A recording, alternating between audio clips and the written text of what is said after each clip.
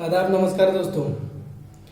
आज जिस तरह से कर्नाटका का रिजल्ट आया है, कर्नाटक चुनाव का जो रिजल्ट आया है, 10 मई को जो इलेक्शन हुआ था, और आज जो रिजल्ट आया है वो एक तरफा रिजल्ट आया है, एकदम उल्टा हो गया है। जब हम वीडियो रिकॉर्ड कर रहे हैं इस समय जो है कांग्रेस को 136 प्लस सीट जो है वो मिल चुका है, और 224 सीट में से 64 और 65 जो है वो बीजेपी को, और लगभग 20 से 22 सीट जो है जेडीएस को मिलता हुआ नजर आ रहा है। लेकिन ये चुनाव के जो नतीजे हैं वो इतना उलटफेर कैसे हो गया?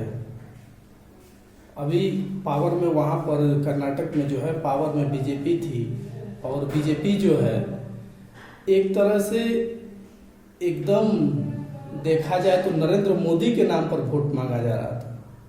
नरेंद्र मोदी जो प्रधानमंत्री हैं वो लगातार रोड शो और रैलियां कर रहे थे, और जिस तरह के कर्नाटक को हिंदू मुस्लिम में बांटने का जो काम किया जा रहा था, जिस तरह से प्रधानमंत्री की तरफ से बीजेपी की तरफ से जो है एकदम धार्मिक मुद्दों को उठाया जा रहा था, चाहे वो टीपू सुल्तान का मुद्दा हो या बजरंग बली का मुद्दा हो या द केरला स्टोरी जो रिसेंटली मूवी आई है केरला स्टोरी, इसके बारे में बात कर रहे थे प्रधानमंत्री। एक तरह से फर्जी बीडी फिल्म का जो है वो प्रमोशन कर रहे थे। आप भारत के प्रधानमंत्री हैं और जिस तरह से फर्जी फिल्म का प्रमोशन कर रहे थे, जिसके जो डायरेक्टर हैं केरला स्टोरी के, जो प्रोड्यूसर हैं, जो निर्माता हैं उसका, जो सिद्धार्थ सेन, जो वो डायरेक्ट कोर्ट में ये बोले हैं कि ये जो 32,000 लड़की गायब होने का जो टेलर चला था वो इसे ही लगा दिया गया था, ये 3 लड़कियों की कहानी है, और इस तरह के फर्जी फिल्म को प्रमोट किया गया प्रधानमंत्री के द्वारा। और ऊपर से दिलचस्प बात यह है कि मध्य प्रदेश बीजेपी और यूपी में जो योगी आदित्यनाथ हैं वो बोलते हैं कि अब फिल्म नहीं देखते हैं। उनसे जब पूछा गया बॉलीवुड और फिल्मों के बारे में तो वो बोल रहे थे कि फिल्म नहीं देखते हैं, लेकिन इस फिल्म को टैक्स फ्री कर दिए। यूपी और मध्य प्रदेश में ये दोनों फिल्म को टैक्स फ्री कर दिया गया, जबकि पश्चिम बंगाल में जो है इसे बैन किया गया। और इलेक्शन के जो नतीजे हैं वो जनता ने बिल्कुल से जो हेट स्पीच है या धार्मिक मुद्दे हैं वो साउथ इंडिया ने नकार दिया। जो साउथ इंडिया है, जो जिस तरह का ये नफरत के नाम पर और धार्मिक मुद्दों के नाम पर वोट नहीं लड़ता। कर्नाटका जो स्टेट है, केरला जो स्टेट है, ये जो स्टेट है ये एजुकेशन में नंबर 1 है, हेल्थ में नंबर 1 है, पैसे में नंबर 1 है। लेकिन इस तरह के जो राजनीति है बीजेपी की, वो राजनीति को नकार दिया है और एकदम से औंधे मुंह गिरी है। कांग्रेस का ये 40% कमीशन का जो अभी आरोप है बीजेपी सरकार पर, जो कर्नाटका बीजेपी सरकार पर था, ये आरोप जो है एक तरह से प्रूफ होता दिख रहा है। दूसरा तौर पर जो रेट लिस्ट कांग्रेस ने जारी किया था कि अगर सीएम बनना है तो 25 करोड़ दे दो, मंत्री बनना है तो 500 करोड़ दे दो, तो इस तरह का एक रेट लिस्ट जारी किया गया था। वो रेट लिस्ट रिसेंटली काम आ गया, और जो जनता के जो 5 मुद्दे जो उठाए गए कांग्रेस की तरफ से, 5 गारंटी योजना लागू किया गया, वो वहाँ के लोगों को पसंद आया। और जिस तरह से नरेंद्र मोदी ने कहा था कि जिस दिन वोट है कर्नाटक के इलेक्शन का, उनके पिछली वीडियो का एक जिक्र था, पिछले जो पहले का जो लगभग 2013 का एक वीडियो वायरल हो रहा था, जिसमें कहा गया था कि जब भी आप वोट देने जाएं तो घर में रखे सिलेंडर को प्रणाम करके जाएं। और ये सच साबित होता गया कि जब यूपीए की सरकार थी 2013 से पहले, तो 400 साढ़े 400 का सिलेंडर आप अभी 1200 हो गया, 1100 हो गया, 1150 हो गया, कहीं 1200 में मिल रहा है, कहीं 1300 में मिल रहा है, इस तरह का हो गया।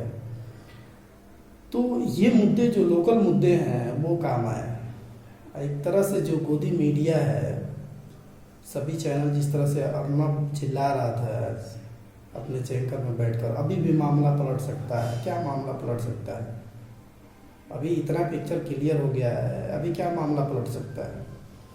दूसरा चीज़ ये है कि जब भी कहीं अगर कांग्रेस हारती है, कांग्रेस फेल होती है किसी भी इलेक्शन में, तो उसका जिम्मेवारी जो है सोनिया गांधी और राहुल गांधी के ऊपर ठीकरा फोड़ जाती है। यानी जब भी कहीं कांग्रेस फेल होती है तो वहाँ लोकल लीडरशिप को नहीं, राष्ट्रीय लीडरशिप जो प्रधान है थे, जो राहुल गांधी हैं या सोनिया गांधी है, इन पर ठीकरा फोड़ दिया जाता है। अगर कहीं जीत होती है तो वहाँ कहीं भी राहुल गांधी का या केंद्रीय नेतृत्व का चर्चा नहीं होता। दूसरा चीज़ वही उल्टा है कि अगर जीत गए होते, आपको याद होगा क्या वर्ल्ड कप मोदी जिताएंगे, इस तरह का हेडलाइन चलाया गया था जब वर्ल्ड कप हुआ था तब। तो कहीं भी इलेक्शन में अगर बीजेपी जीत जाती है तो प्रधानमंत्री मोदी का तारीफ करती है और मोदी के केंद्रीय नेतृत्व के बारे में बात करती है। लेकिन जब आज कांग्रेस हारी है, जो कर्नाटक में बीजेपी हारी है, तो इसका जिम्मेवार प्रधानमंत्री नरेंद्र मोदी लेंगे? नहीं, किसी भी मीडिया को नहीं दिखाया जा रहा है। जेपी नड्डा को टारगेट किया जा रहा है और लोकल लीडरशिप को ठिकरा फोड़ा जा रहा है कि लोकल लीडरशिप जो है वो सही प्रचार नहीं कर पाए हैं, सही जो है कर्नाटक को दिशा नहीं दे पाए हैं। तो इस तरह का प्रचार किया जा रहा है। कहीं भी प्रधानमंत्री मोदी जो है इस बात का जिम्मेवारी नहीं लेना चाह रहे हैं कि अभी जो हार हुई है उसमें हमारी हार है। तो ये गोदी मीडिया का दोहरा चरित्र है और दोहरा रवैया रहा है पहले से ही। तो एक तरह से जब अगर देखा जाए लोकसभा से, जो लोकसभा 2024 का इलेक्शन होने वाला है, उसमें एक तरह से कांग्रेस को बढ़त मिल गई है और जो साउथ इंडिया है उस तरह बीजेपी का जो द्वार है वो बंद नजर आता हुआ दिख रहा है।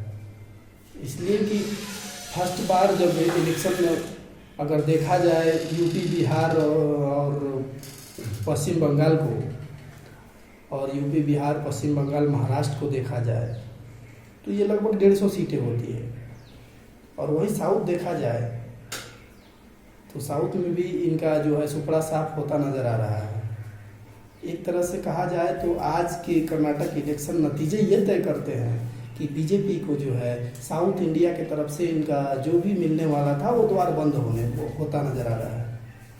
हम ऐसा नहीं कर रहे हैं कि साउथ इंडिया में जो है इनका वोट लोकसभा सीट भी हारेंगे, ऐसा नहीं बोल रहे हैं। लेकिन एक आंकड़ा और एक दिखा जाए तो एक तरह से ये साफ होता नज़र आ रहा है कि ये साउथ इंडिया का जो है वो बंद हो गया। और इधर जो उत्तर भारत है जिसमें यूपी, बिहार, यूपी में तो इनका ज़बरदस्त कनेक्शन रहा है, अभी इनकी सत्ता भी चल रही है, तो लोकसभा सीट भी घटेगी। ये जाहिर सी बात है। अगर आज जीत जाते तो हो सकता था कि बीजेपी को हराना मुश्किल था, लेकिन अभी जो है एक बीजेपी को माइनस पॉइंट नज़र आ रहा है। और एक तरह से जो है बीजेपी जो जिस तरह से धार्मिक मुद्दों को लेकर हमेशा चुनाव लड़ती है, वहाँ के जनता ने नकार दिया है। जिस तरह से कांग्रेस ये कहा अगर हम जीत जाते हैं तो बजरंग दल को बैन करेंगे, और यही बात को लेकर नरेंद्र मोदी जो है डाइवर्ट कर दिए कि ये बोल रहे हैं कि बजरंग बली को बंद कर देंगे, बजरंग बली को भक्तों को बंद कर देंगे, बजरंग बली भक्तों को बैन करेंगे। लेकिन बजरंग दल और बजरंग बली में बहुत अंतर है, इसमें कोई ये नहीं है। दूसरा चीज़ ये है कि आज बागेश्वर बाबा जो है, जो अपने आप को बाबा बोलता है, बागेश्वर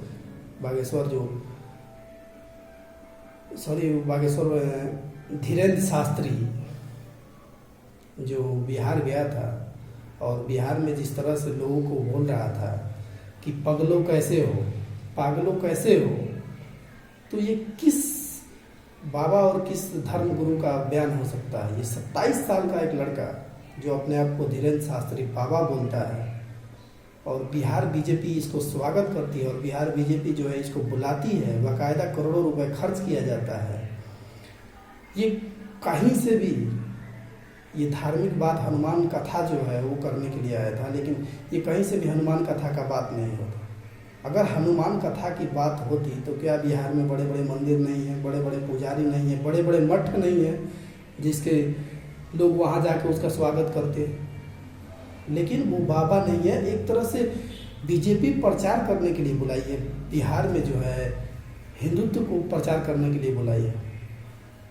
और जिस तरह से आप देखेंगे कि मनोज तिवारी को सांसद बनाया गया है और वो धीरेन्द्र शास्त्री का गाड़ी चला रहा था, ड्राइवर के तौर पे गाड़ी चला रहे थे मनोज तिवारी। ये देखो, आपको ये लगना चाहिए कि जिस आदमी को हम सांसद बना के भेजे हैं संसद में हमारे मुद्दे के लिए, हमारे मुद्दे उठाने के लिए, वो आदमी एक धीरेन्द्र शास्त्री नाम का जो लड़का है 27 साल का, जो भड़काऊ बयान देता है और उल्टा सीधा बात करता है, धर्म की बात करता है, तो वैसे आदमी का ड्राइवर बन के चल रहा है ये मनोज तिवारी। दूसरा ये है, केंद्रीय मंत्री जो हैं गिरिराज सिंह, वो उनको लेने के लिए पहुंचे थे, वो सुबह से वेट कर रहे थे, ये दोनों लोग स्वागत कर रहे हैं। तो इसमें हनुमान कथा कहाँ से आ गया? बीजेपी कार्यालय में धीरेन्द्र शास्त्री का फोटो लगा है, प्रचार हो रहा है, उसको बुलाया जा रहा है, आमंत्रण किया जा रहा है, 300 बीघा में इसका कैंप लगाया जा रहा है। तो अगर ये सब बीजेपी कर रही है तो फिर धर्म का बात कहाँ से हो गया? हनुमान कथावाचक कहाँ से आ गया? ये कौन इसका ऑर्गेनाइजर और इसका फाउंडर कौन है? कौन लोग जो है करोड़ों रुपए का चंदा देकर इस तरह का ऑर्गेनाइजेशन करा रहे हैं? तो ये जो है एक तरह से बिहार का माहौल बिगाड़ने का कोशिश किया जा रहा है बीजेपी के तरफ से, और हिंदुत्व का और बीजेपी का जो है प्रचार करने के लिए इसको बुलाया गया है। अगर ऐसा नहीं था तो मनोज तिवारी उस धीरेन्द्र शास्त्री का जो ड्राइवर बन के क्यों बैठा था? केंद्रीय मंत्री गिरिराज सिंह उसको क्यों वेलकम कर रहे थे? उसको कोई साधु संत और महात्मा जो को करना चाहिए था। तो इस तरह से वीडियो लंबी होती जा रही है, और आप हमारे चैनल को लाइक और सब्सक्राइब करते रहें, और जो गोडी मीडिया नहीं दिखाती है उस चीज़ के, उस असल मुद्दे के बारे में बात करते हैं। जय हिंद, जय भारत।